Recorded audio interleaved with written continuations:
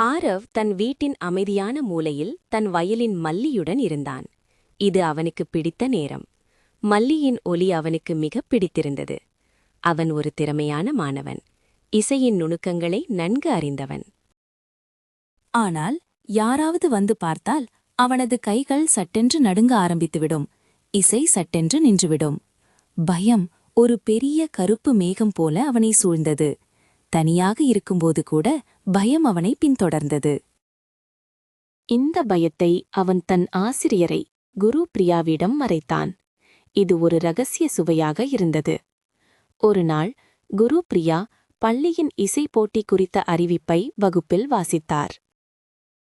இதுதான் நம் திறமையை காட்டும் நேரம் ஆரவ், அனைவரும் மேடையில் ஆடலாம் என்றார் ஆசிரியரை உற்சாகமாக. பெரிய மேடை, ஆயிரக்கணக்கான கண்கள். இந்த எண்ணம் ஆரவின் இதயத்தை வேகமாக துடிக்க வைத்தது. பயம் மீண்டும் கருப்பு மேகமாக அவன் கண்களுக்குள் புகுந்தது.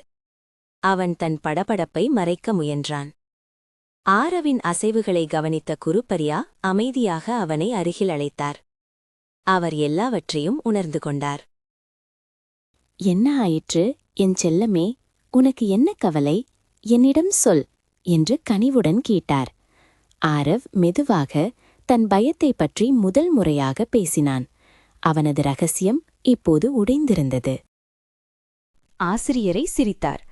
பயம் என்பது எல்லா திறமைக்கும் உள்ள புதுவான நண்பன். அது போகும். அதை எதிர்த்து போராடாதே, அதனுடன் நட்பு கொள் என்றார் ஆசிரியரை. அது உன்னுடன் பிறந்தது. அன்றிலிருந்து ஆரவ் ஒவ்வொரு நாளும் அதிகம் பயிற்சி செய்யத் தொடங்கினான். பயம் வரும்போது அவன் சுவாசத்தை சரி செய்தான். குருபிரியா சில சுவாச பயிற்சிகளை கற்றுக் கொடுத்தார். அவர்கள் பூங்காவில் பயிற்சி செய்தனர். உன் இசையை மட்டுமே கவனி, மற்றவர்களை மற. நீ மல்லி மட்டுமே என்று அவர் திரும்ப திரும்ப சொன்னார். ஒரு வாரம் சென்றது. போட்டி நெருங்கிக் கொண்டிருந்தது.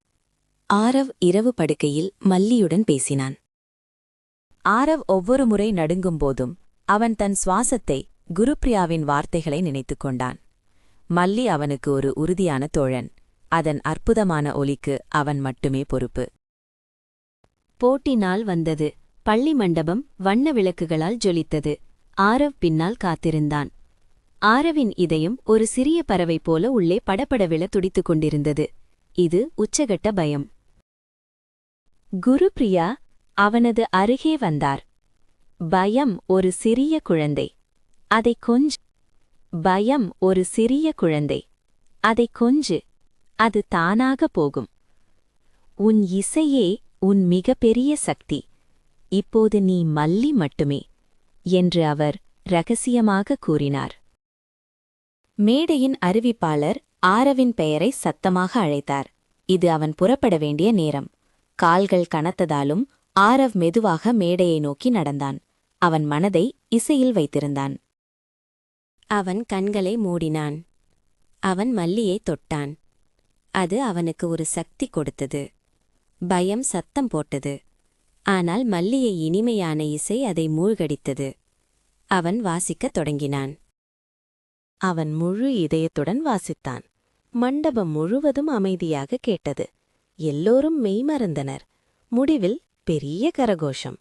ஆரஸ் சிரித்தான். அவன் திறமை இன்று